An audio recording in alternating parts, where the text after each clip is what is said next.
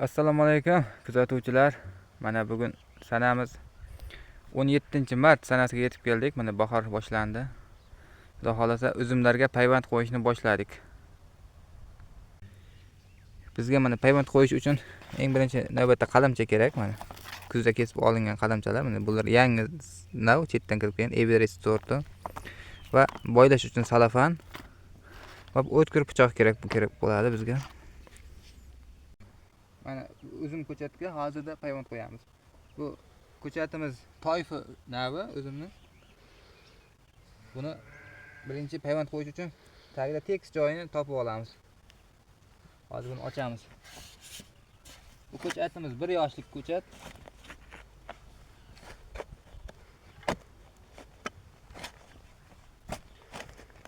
Yerdan bir 10 cm, 15 cm pastdan qo'ysak, mana shu joy payvand uchun juda mos joy ekan. Mana uzum ko'chatini ham tekis joyini kesib oldik. Mana bu postda ajratadigan postini olib tashlaymiz. Unda ham unaqa pichoq bilan shilib olish to'g'ri hisoblanmaydi. Faqat yuzadagi postlarini shilib tekislab olamiz. Mana bu tarafman bu tarafi tekis tarafi ekan. Uni yoramiz endi. Taxminan bir 3 cm atrofida bo'lsa maqsadga muvofiq bo'ladi. Ikki tomonini tekis qilib yo'nib oldik. Ikki kurtakli. Buni endi yaxshilab joylashtiramiz. Postlariga to'g'ri tushishi kerak.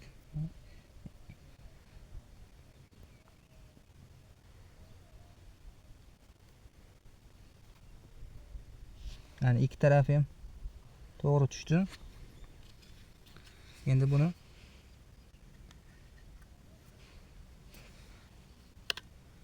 ochiq joyiga qog'ozdan foydalanamiz. Oddiy qog'oz. Havo kirmasligi uchun qog'ozdan foydalanaman men.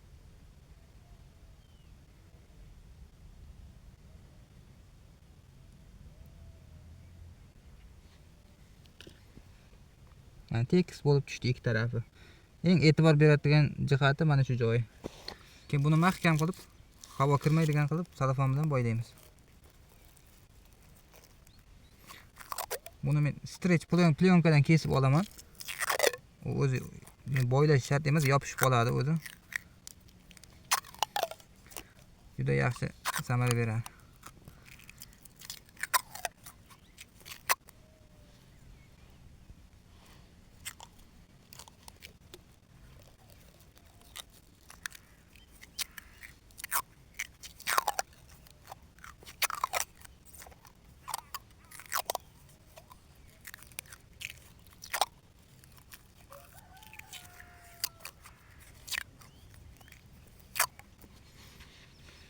Payvandimiz tayyor bo'ldi.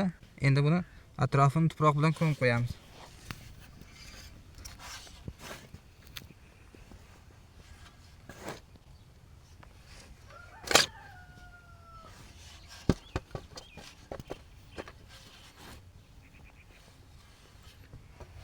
Mana ikki kurtakli qilib qo'ydik. Buni bitta kurtagini ko'mib yuboramiz. Zapaska hisoblanadi. Tepadagi kurtakni mabodo sovuq urib ketsa ham pastdagi kurtak ko'karib chiqadi.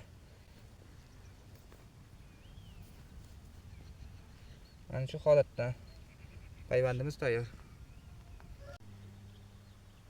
Mana bu ko'chatimiz uzum uchun maxsus podvoy hisoblanadi.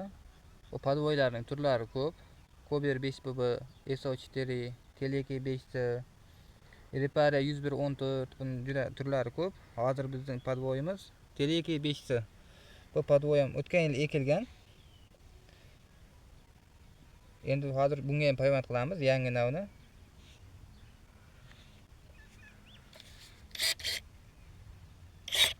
Bu podvoyga payvand qilishda yerdan bir 10 cm tepadan payvand qilish kerak. Tepadagi qadamcha yerga yaqin bo'lsa ildiz chiqarib yuboradi, bu o'zining ishini bajarmay qoladi. Shuning uchun sal teparoqdan paymont qilish kerak.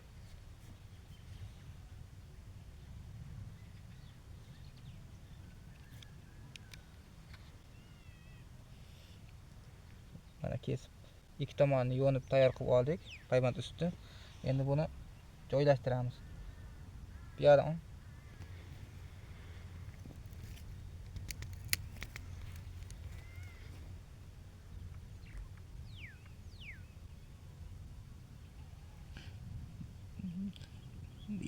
buni joylashtirsa ikki tarafiga e'tibor qilish kerak. Po'stlog'i man bir xilda joylash kerak. Bir tarafi tekis joylashsa bo'ldi. Bu tarafini uncha ahamiyati yo'q. Asosiy bir tarafini tekis qilib, ikki yonini ham tekis qilib tushadigan qilib joylashtirish kerak. Buni ham boylab qo'yamiz sarafon bilan.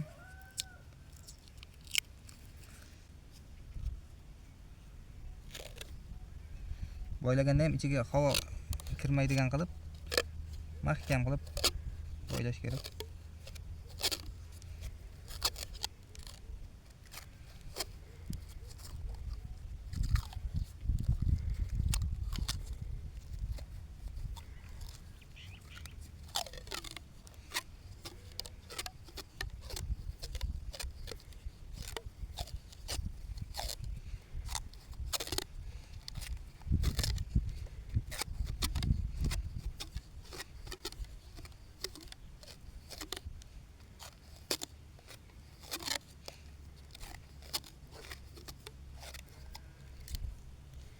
Bu paymondimiz ham tayyor.